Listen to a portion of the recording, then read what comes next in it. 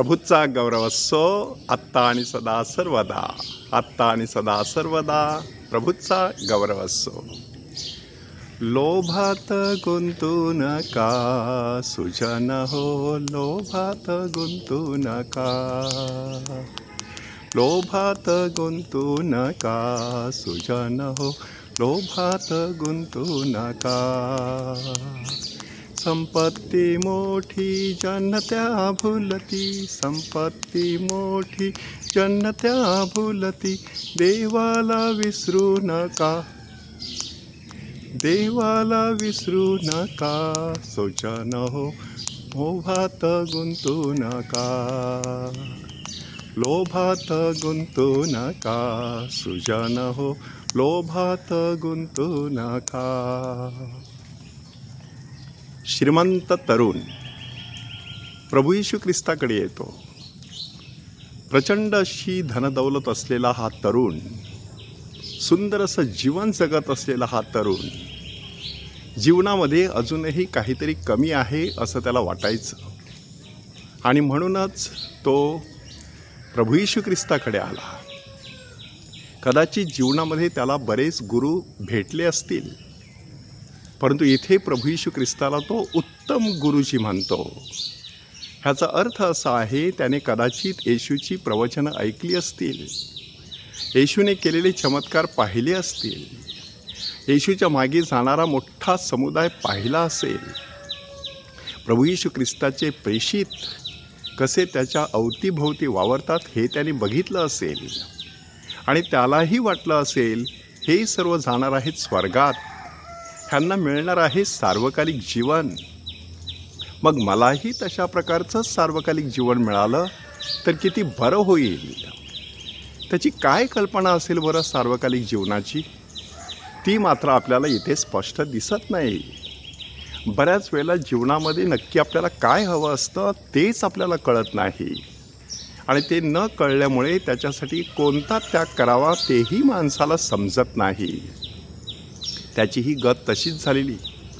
निरनिराळे उपाय कदाचित त्याने करून पाहिलेले, परंतु जीवाला शांती नव्हती. खऱ्या अर्थाने जीवनाचा अर्थ त्याला सापडला नसावा. कुठेतरी त्याला वाटलं असेल, आपल्यामध्ये काहीतरी कमी आहे म्हणून हे सगळं घडतं. आणि प्रभू येशू ख्रिस्ताने त्याच्या विनंतीकडे पाहिलं. सार्वकालिक जीवन हवं आहे, मग 10 आज्ञा पाळ.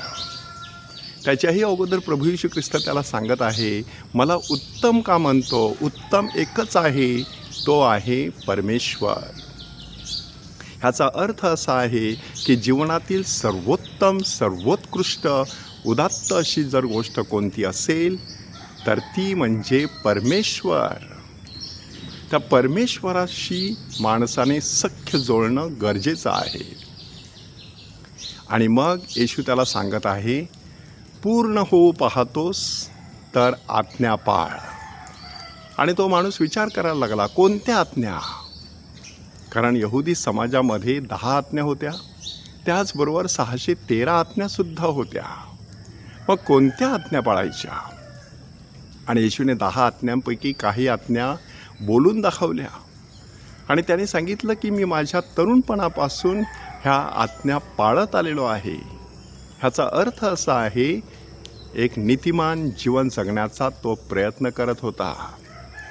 परंतु असं नीतिमान जीवन जगूनसुद्धा आपण पूर्ण झालेलो आहोत असं त्याला वाटत नव्हतं. कदाचित केवळ आज्ञा तंतोतंत पाळण्यामध्येच तो थकून भागून गेला असेल, खरी मनःशांती त्याला लाभली नसेल. कदाचित तो कर्मकांडामध्ये गुंतून पडलेला असेल, तिथे त्याच्या जीवाला शांती लाभली नसेल. त्यासाठी येशू त्याच्याकडे आलेला. आणि येशू त्याला आता शांतीचा मार्ग दाखवतो. कोणता मार्ग? तुझ्यामध्ये अजून एका गोष्टीची उणीव आहे. आणि मग त्याने कदाचित येशूकडे फार मोठ्या उत्सुकतेने पाहिलं असेल. एकाच गोष्टीची उणीव? कोणती गोष्ट? मी तीही करायला तयार आहे. अशा प्रकारची तयारी त्याने दाखवली असेल. आणि येशूने 4 छोटी छोटी वाक्ये म्हटली. तुझे असेल नसेल ते विकून टाक, गोरगरिबांना दे, चल माझ्या मागे ये, तुला स्वर्गात संपत्ती मिळेल. म्हणजे ह्याचा अर्थ असा आहे की सर्वप्रथम निरासक्त वृत्ती धारण करायची. असेल नसेल ते विकून टाकायचं म्हणजे निरासक्त वृत्ती. आणि मग ते गोरगरिबांना वाटून टाक. ते विकून टाकल्यानंतर पुन्हा हातामध्ये पैसा येणार. त्या पैशाला देखील चिकटून बसायचं नाही, ते गोरगरिबांना वाटून टाकायचे म्हणजे दानशूर बनायचं.